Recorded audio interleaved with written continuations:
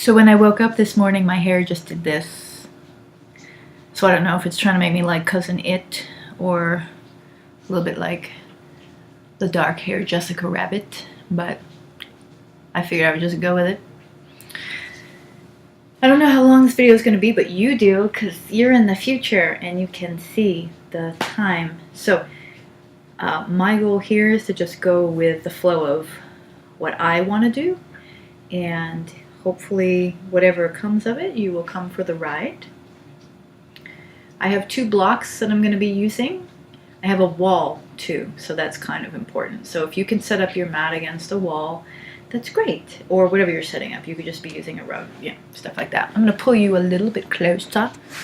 A little closer. One day I'm going to do the British version of a yoga video for you. Okay.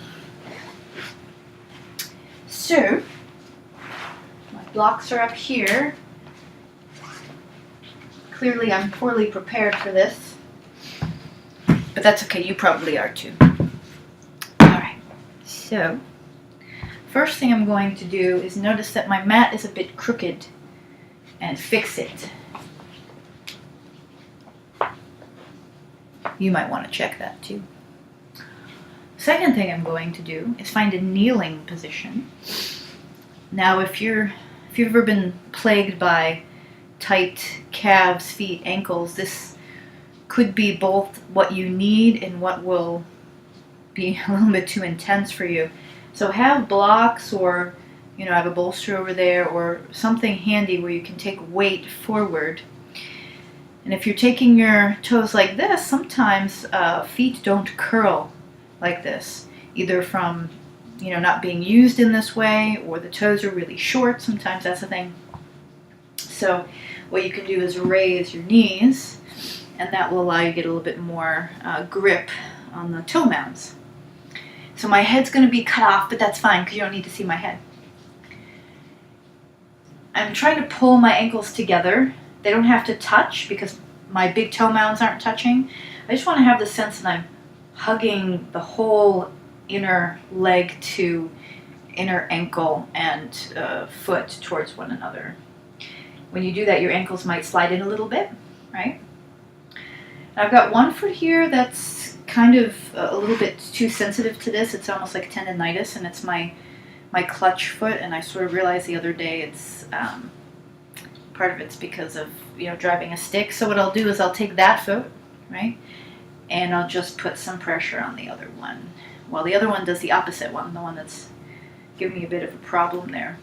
There's a name for it, I can't remember what it is, but basically one of the things that helps that, so if you get that in your big toe mound, where when you're sitting like this in toe pose, and starts to feel really tender and not like a good stretch, I'm going to take both feet like that, then you probably want to avoid that, and be careful about doing a lot of jumping.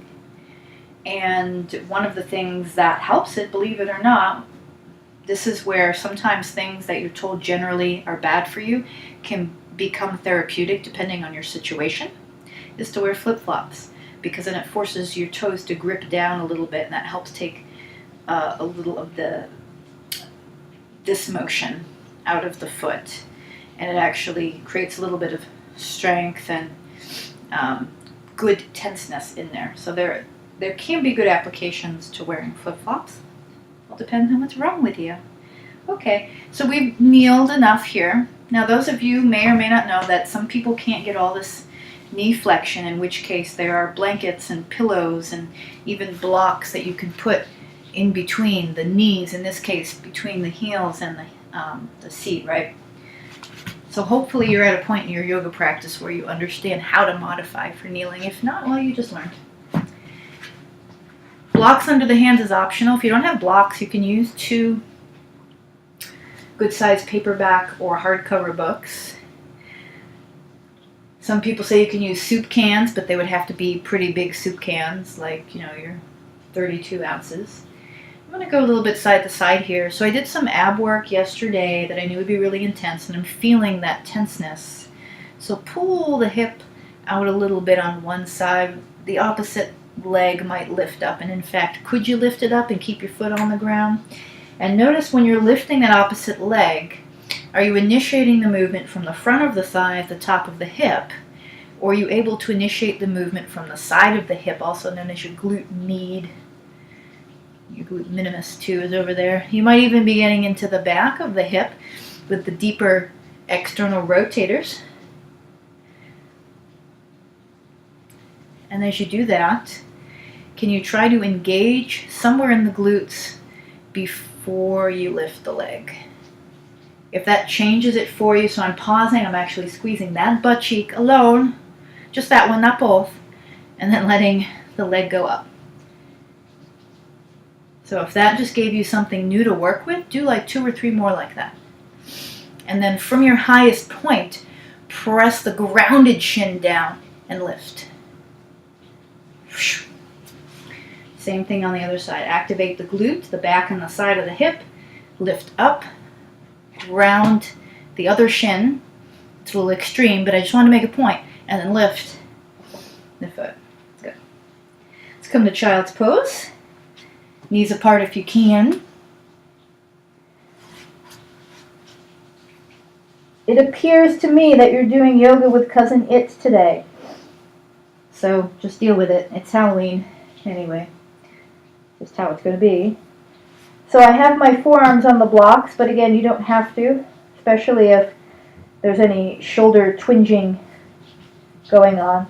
But if you do have your arms on the blocks, chances are you're pretty mobile. You might even have mobility that goes past what's considered normal range. And so you want to press down on the blocks a little bit. I would recommend this in any stretch anyhow. Having a little resistance, like every inhale or exhale, just so you're creating some semblance of muscle strength and stability in those ranges of motion that are considered to be somewhat extreme. Extreme isn't always bad, but it can be if it's done without awareness of what's going on. Okay, so I'm going to take the blocks out of the way. And then from here, hands back. You're going to come up on the ridge tops. So you could have your hands flat if you want. That's pretty extreme for a lot of people. Apparently extreme is the word today. If we were on Pee-wee's Playhouse, you guys would be screaming every time I said it. So bending one arm and then the other. It's easier if the hands are closer. So if you're finding that you go to bend and it feels really restrictive and frustrating, take the hands closer to you. That should fix the problem. The further away, of course, the more you have to be careful about those hyperextendy elbows. I'm showing you what hyperextension looks like in the elbows, and I'm bringing it back now. Got to have a little muscle engagement to do that, and then I can pull in. You can do 1 at a time or 2 at a time. I feel 1 at a time gets a little bit deeper, and then you can, take the weight off of it, so you're not just sitting there in intense stretch mode. Good. All right. So from here, there's going to be quite a bit of kneeling, and so I want you to be comfortable with the idea of putting a block back there. Also, I told you about the blanket trick. Behold, blankets. Would you say I have a plethora of blankets? Because there's more in the washing machine and over there that you can't see, and in the car. So from here, if you have a blanket or a pillow, I hope you do. If you're at home, you should have those things. This is how you can minimize your kneeling.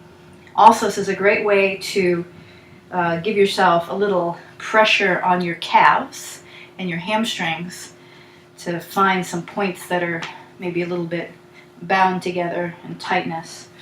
So from here, the right leg comes out. I'm going to take this blanket out because I think you see the idea. And then have your blocks handy. You may need your blocks for a little bit of help. So take the blocks out a little bit wider than, actually a lot wider than the shoulders. We're going to do a cat-cow motion in this kneeling upright position. So as you inhale, the heart kind of pulls forward. I feel the shoulder blades draw back a little bit. It's more of a passive thing. And then as I exhale, I'm drawing the lowest part of my belly in, and then the lowest part of my ribs. And then I can round as much or as little as I want to in the upper back.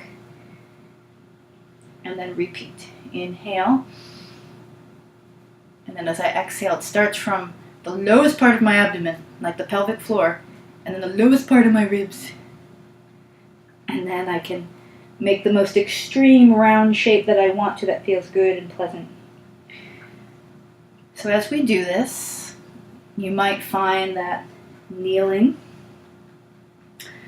having your, in this case, the left sit bone on your heel is a little bit too extreme. You can always move things around. Now you're going to prepare, next time you inhale, as you exhale, use the lifting that we talked about and press your left shin into the ground and then come up to this upright kneel cat back. And then move the blocks if you need to. Let's do cat-cow in an upright kneel. You can do whatever you like with your feet. I'd like to introduce the idea of taking a slightly wider stance and having a little turnout in the front leg, knee, and toe. And if you're stuck in parallel feet world and you want to stay there, you can. Otherwise, give yourself a little tiny bit of turnout. Good. Next time you exhale, use the stacking of the spine from the front, from the muscles, to come all the way up and balance. Pressing the back shin into the ground is really integral here because it takes pressure off the knee and it also utilizes as much surface area as possible for balance. Notice if your front foot is taking most of the weight in the toe mounds. Press the heel down into the mat and then isometrically contract to slide back. As you do that, your knee, your shins in the back might slide forward, and then you have this nice coming together of energy here. Hamstring might fire up here, thigh might fire up down here. Pause here and breathe. We're here a little bit. So I call this the scissoring action in the legs, when you're trying to pull the fixed points, which right now is my back shin and foot, my front foot, towards one another into the center. Good. All right, so from here you can put your hands on the blocks again. We're going to tilt the pelvis forward so we have a little booty. And then as you exhale, find the cat pose in the spine. And with or without hands, this is going to depend a lot on your knees and your balance and your hips. And then come back. Hooray! You survived the first side. So let's come into deer pose as a sort of an interim between the two. Deer pose starts with a template of 90-degree angles and the inner thigh and the knee. Same thing with the back leg. But that's just a template, and you can deviate from that if your knees, hips, or your spine feel creaky or pinchy or sharp, right? And we'll take little movements forward and back. You could take it sort of like a cat-cow, or you could just release that breath pattern for a moment, breathe more easily, and just move the body. Find the place where there's a sensation that you enjoy and can get relaxed in for about 10 breaths. If your head doesn't come to the floor but you want it to be supported, use any props you want, or you can use your hands or your thumbs. You may even take your thumbs to where the eyebrows kind of start to meet in the middle. So if you have unibrow tendencies where the unibrow starts to form, there's little pressure points there. It might feel great or just not an option. Let the whole body be pulsing as a result of the breath. And then when you're ready, we'll come up and we'll do side 2. Having the blocks by your side might be good. Let's come to one symmetrical position before we become really asymmetrical again. So I would pick, you could pick bound angle and pull the feet closer. I'm going to pick Harrelson, which is feet further away. And just feel the difference between the two sides. The right side might feel a little freer, a little bit more open. And then when you're ready to come out, you can rock the boat if you want to for a little bit, but when you're ready to come out, then my suggestion is rock to the left, pull your right leg down, and then topple over. Take whatever you need to in between here, right? Blankets, pillows, blocks. Okay. So from here, we'll take the cat-cow again. So as you inhale and exhale, picture the inhale coming down from the nose and slowly filling up the spaces around the spinal column as though there's 2 balloons on either side. And then when you exhale, feel those 2 sides condense right on either side of the tailbone. And let that motion, that contracting motion, lift up. And then you can find the bigger extreme. I'm not going for the extreme on this side. I'm going for a more extreme cat on the lower belly because I'm doing some ab work and kind of forgetting the upper back. We'll do about 3 more. You get to choose how much work you're going to put into it. And then at some point we use this contracting of the muscles in the front of the spine and on either side of your spine. If you press the shin in, look how much lift you already get. That's not even abdominal work. So I could press the shin in on an inhale, and then as I exhale, I can use the lifting of the abdominals to come forward into your upright kneel. And you're welcome to use your blocks. I didn't offer this on the other side, but you could interlace your fingers. I'm going to use the blocks though, since that's what I did on the other side. And we'll just come, same motion. So forget about listening for cues now on how to articulate the spine muscularly and with the breath, and just feel what you like and what feels good to you. And I just want to offer that little turnout, maybe a wider stance and a slight turnout of the front leg, knee, and toes. Do about 3 more. Feel free to pause in a spot.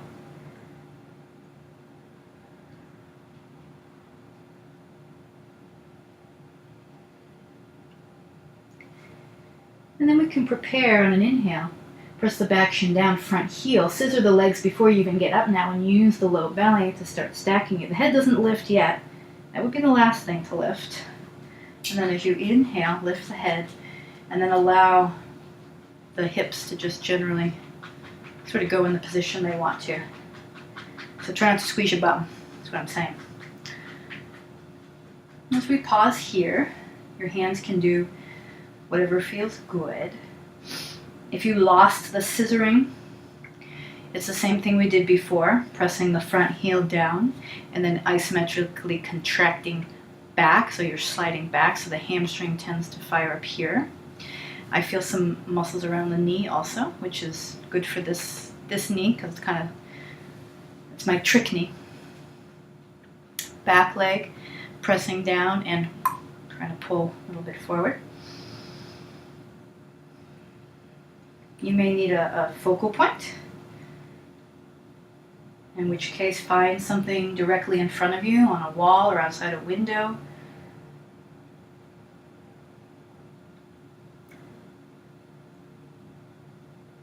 Keep pressing in and down.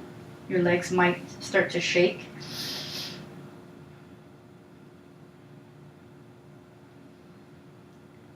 So decide if you want to go back with your hands on the blocks. Take an inhale and let the pelvis tilt forward so the seat goes back a little. And then as you exhale, support yourself through the front low spine. Hands or no hands, it's all good. Notice I'm countering the weight by reaching my arms forward, right? And then I can come here.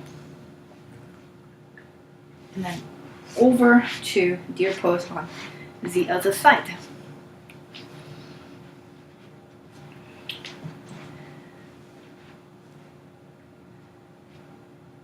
So again, the template might be 90 degrees, but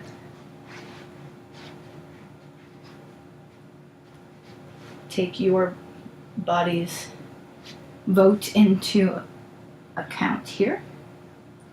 And if you're doing a little rocking of the hips, rolling back and forth, and if something feels a little weird or pinchy in the back here where it's really hard, you want to avoid the rolling and or even pull this knee in towards the front heel. So I've already found the sweet spot that I want to hang out in. Feel free to keep moving around to find it. I'm looking at you through a waterfall of hair. And allow yourself to relax the head in some way. If you like it dangling, keep it that way. Otherwise, support it with a prop or stacked hands or arms. And just keep the breath moving. And then see how many places in your body you can affect passively with the breath.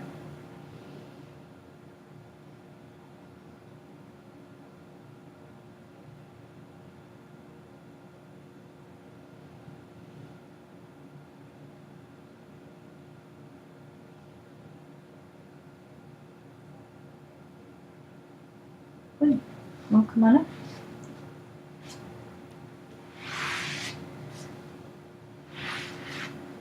We'll take a position that for some people with straight legs isn't going to work very well, because then this area here starts to pop out.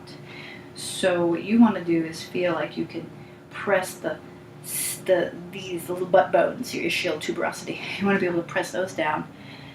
And some people will start to naturally bend their knees because it's the only way that they can ground. So you do that. As for me, I have pretty above average mobility in my hamstrings, so I can have straight legs and still be grounded. So remember, you don't want to necessarily be like me.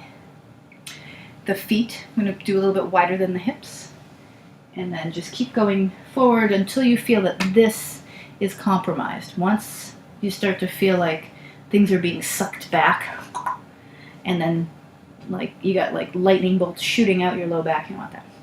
You want the lift, and you want the energy going forward and down at the same time. Down and forward. And maybe if you press through your heels, you'll see my heels press down. So I hesitate sometimes to go to my full range of motion in classes because it's not for everyone. And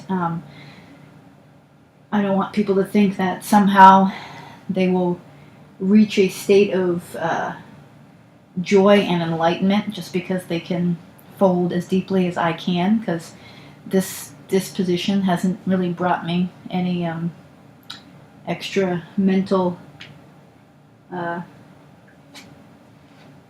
relief or extra joy. I haven't won the lottery because I can do this position, and I'm not like a happy Buddha just because my body can do certain things. We'll come back. We'll finish this session on the side.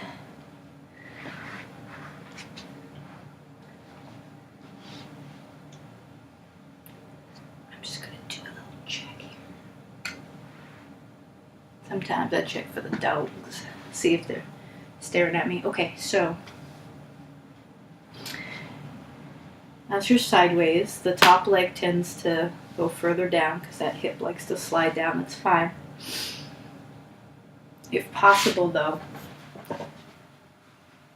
please put an object there. Some people will need the support of the top foot down, and that's fine. So as you press through here, remember what we talked about, that hyperextended elbow. That's what it looks like. So at this point, I've gotten used to the fact that I have to really pull in and use the bicep, tricep to have a nice. This is what most normal elbows look like, and this is fine. So I want to try and make it look like it even has a little bend to it. A little bend to your elbow, totally fine. Blocking it out, not always fine. So I'm going to ask you to do what I call little mini push-ups here. And you'll see this is going to turn into something. Now notice the difference between that and letting the shoulder blades slide up. I don't want that. I'm going to try to imagine the bottom tip of my shoulder blade drawing in towards my spine, and the upper border of the shoulder blade moving out a little bit. So moving away from the spine. That's what I meant to say. And you might tap your elbow, so be careful because this is less than the 90-degree angle, and that can be really troublesome for some people. And in fact, my elbow just popped. It didn't hurt, but I don't need to keep working with that. So then I'll move the hand out, and that feels way better. And I'm getting a nice feeling all the way up here and even into a little bit where serratus and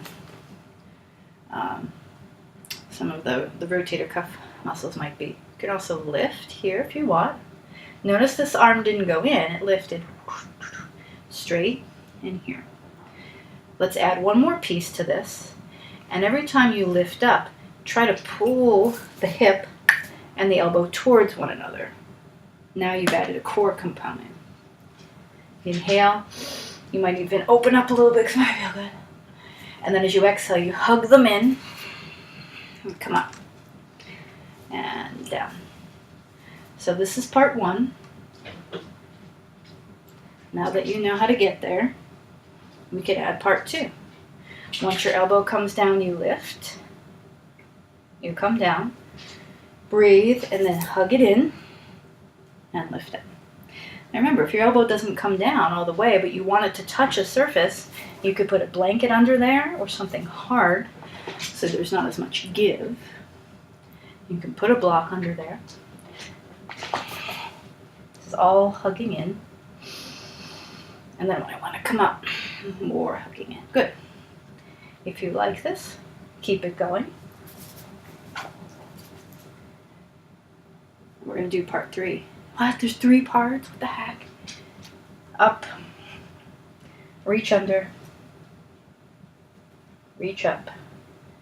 Stretch. Just make this part feel good. Come down. Breathe. And exhale. Contract it in and push up. Inhale. Exhale.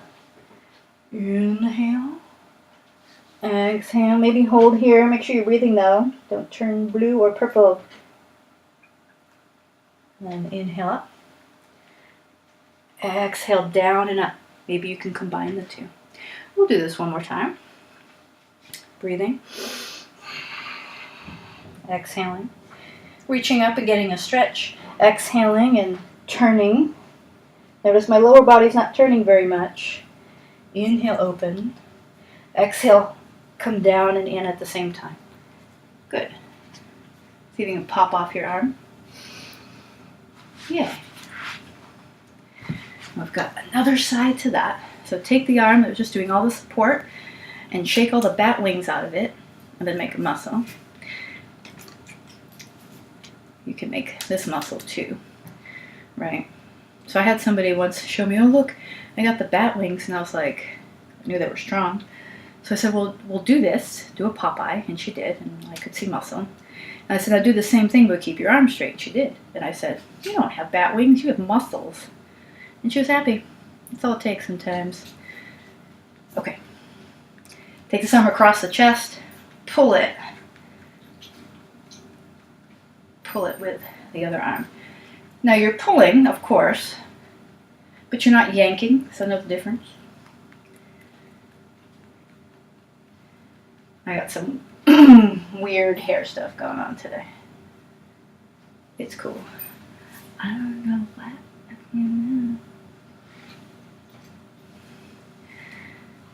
Alright, side two side.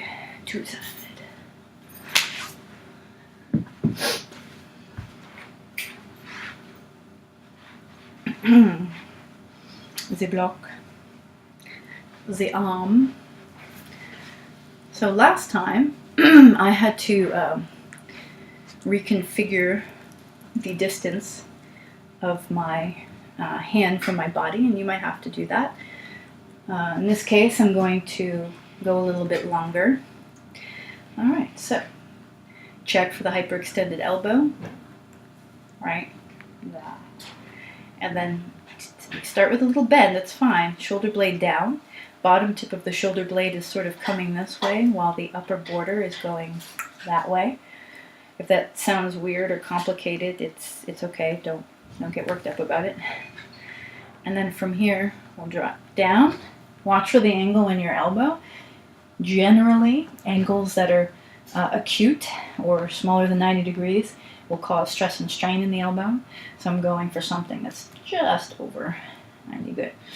And then we come up. And you're just testing to see right now, honestly, can the elbow take it? Do I need to put something under the elbow so I don't have to bend so far? Is my shoulder okay with this? Is my wrist okay with it? Generally it would be, but that doesn't mean it's always the case. Good.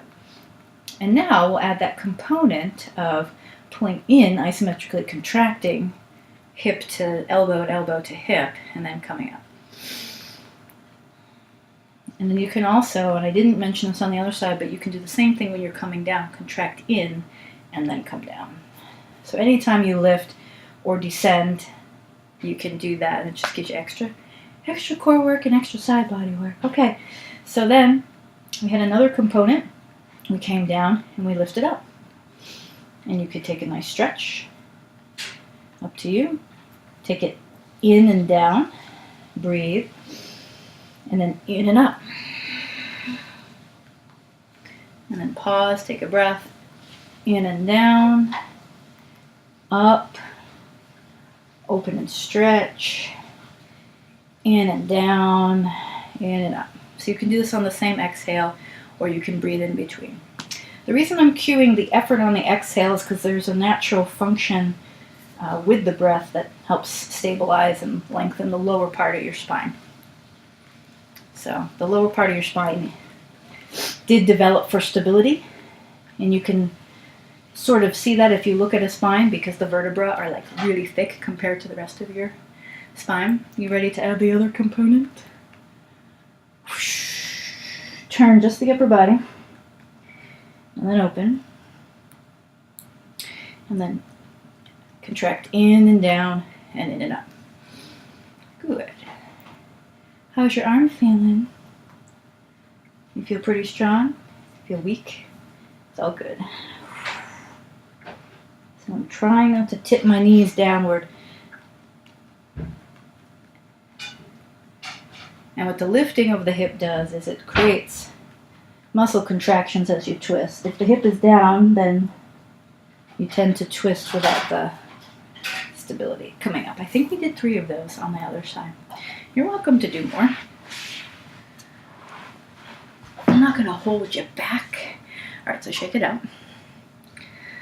Popeye, bat wing transformation. And then take the arm across.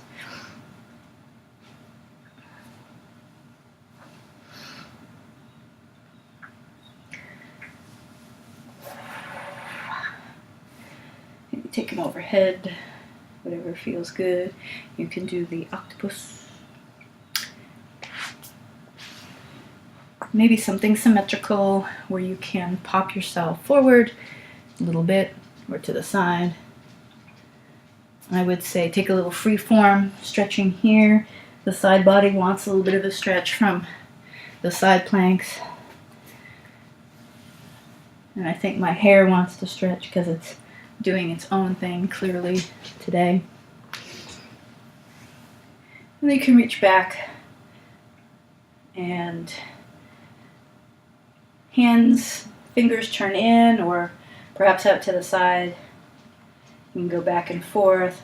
You could squeeze the shoulder blades together. I actually prefer the idea of having the shoulder blades be passive. Press the hands in and then press the seat down. And that should lift the rib cage without jamming the shoulder blades back, right? And then from here, you can come to a nice supine position. I would like to recommend a supine sukhasana. So one, what are those called? Shin is on top of the other, and depending on your hip, a lot of hip things, you might need support under the blocks, at least to start. I kind of feel like I do. I'm going to pause here. And then while you're here, because you've had to use a lot of this whole band of muscles really around the mid and lower section of your body, it might still feel like there's echoes of contraction there that you don't need anymore. So what I'll do is, once the blocks become obsolete, if they become obsolete, I'll take one where I feel the most tension, where I feel like I did the most work. And I'll make sure that I can breathe in both that area with the tactile reminder of the block, as well as the areas around it. So if I'm here, even though you're not breathing in your belly, like we know, there are no lungs in your stomach, but your body still goes through an internal change of pressure, and in order for the breathing process to really complete, the belly cavity needs to be able to open and also press down into the pelvic bowl. All right, let's switch legs. Oh, there was a pop. These days my hips don't pop as much as they used to, and part of it's that external work that I offered on the kneeling lunge. If you're curious about that, you can certainly ask. And if you can spend a couple minutes on your other side, and then give yourself at least 60 seconds in a traditional shavasana, or at least something where you're laying flat, whether it's on your belly or if you have to lay on your side because you have some bronchial stuff going on, that works too. But after doing the second side, you want to give yourself at least a minute to lay out, be stretched out in as symmetrical as you can. And then you can go about your day doing what you need to do.